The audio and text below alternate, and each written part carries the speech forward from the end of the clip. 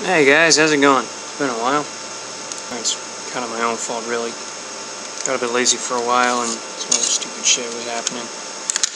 So, for a while, probably won't be doing any new CDs, but, lucky for the 5 of you who watch these, I have quite a bit of old shit.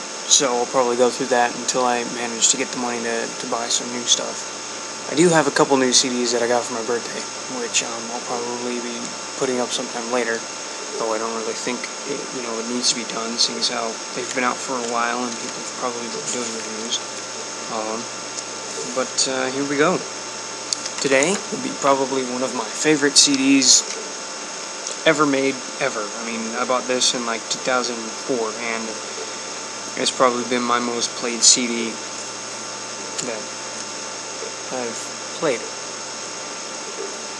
Anyway, so we have Dio, Master of the Moon, and this is probably gotta be my favorite CD that I bought from Dio's solo project. I guess you could call it a solo project. I'm not sure, but all right. The album came out on September 7th, 2004. I bought it a month later at a Walmart, of all places. But, yeah. There's nothing really, picture-wise, going on here, just lyrics, really. There is a photo of the band, at least. Smaller picture of the little goblin thingy, and then a nice big picture of Ronnie there with, I think, stubbly bits? Not sure. The CD's pretty much the same thing, just, there you go. There's another picture of the band, same picture of the band, actually.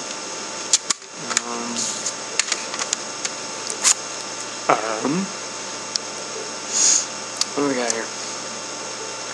And of course, there's the band lineup of Ronnie James Dio. Here, let me just point to people, for those of you who don't know who the hell anybody is.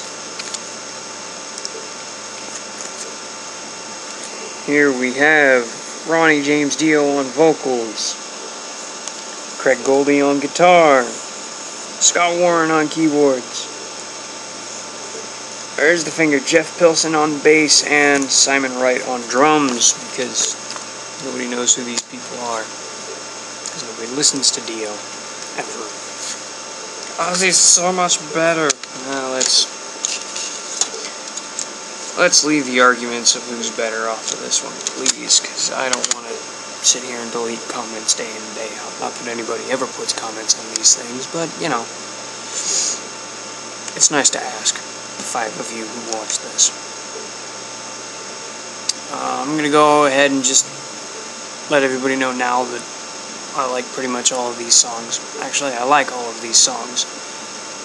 They're all pretty short, the longest one being like 6 minutes, and it's one of those songs that, it kind of drags a little bit, but, it's good. So all these songs are good, but I'm going to say that a whole lot more throughout. The first track is One More for the Road at 3 minutes and 18 seconds. It's fast.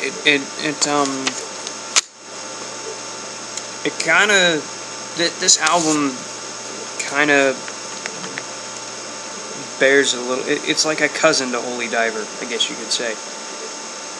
Because they call like sister albums and whatnot, albums that kind of repeat, follow the same formula back to back. Well, this one, I think, is kind of like a cousin to Holy Diver. I can follow that whole family thing. Anyways, like the opening track, it starts up pretty fast, not as fast, he's slowed down his musical style throughout the years. This song's, a lot more doomy and just kind of dark than than, you know, things like Holy Diver and Last in Line were. You know, it feels more Sabbath-y, Sabbath-esque, however you want to call it. Track number 2 is Master of the Moon, 4:19. It's obviously the title track to this album. 4 minutes and 19 seconds. I think I've already said that. It's one of the better songs off of this album. You know, I did say already that all these songs are great, but you know, I still do kind of put an order of greatness in there. And Master of the Moon, besides the fact that it's the title track, it's probably one of the better songs off of it. So that's all I have to say about that. Track number 3, The End of the World, 4 minutes and 39 seconds long, and that's probably one of the lesser of the you know, the great ones. You know, like, you know, you got One More for the Road, which is, you know, the opener, and it's a punch in the face kind of song, and then Master of the Moon takes you back a lot because it slows down the tempo. You know, but it, you know, it's a bit more doomy because it's slower. And then The End of the World kind of sits in between the two songs, speed-wise. And then, you know, the lyrical, you know, there's not a whole lot of deep lyrics in that song, you know. If you read the lyrics, you're gonna get it, you know. It's not one of those highly orchestrated mind fucks that Dio writes. Track number 4, Shivers, 4 minutes and 15 seconds long. It's a good one, and it's, you know, it's not one of the better ones that you know, come up after that. These 4 tracks, you know, and pretty much the entire album just flows together very nicely. So it's the best I can say about that. Track number 5, The Men Who Would Be King, 4 minutes and 58 seconds long. Probably my least favorite of the entire album. It flows in well with the rest of it, but it kind of sticks out lyrically, you know, with the rest of it. You know, it's kind of an oddball, you know, but you know, it's moving on time. Track number 6 is The Eyes, and it is 6 minutes and 27 seconds long.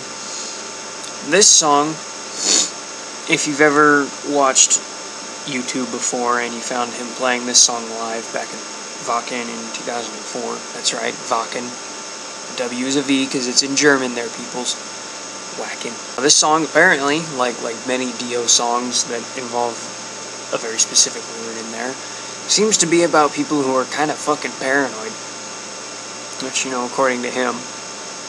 Track number 7 is Living the Lie, 4:25, and probably these last songs that come up, 7 through track 10,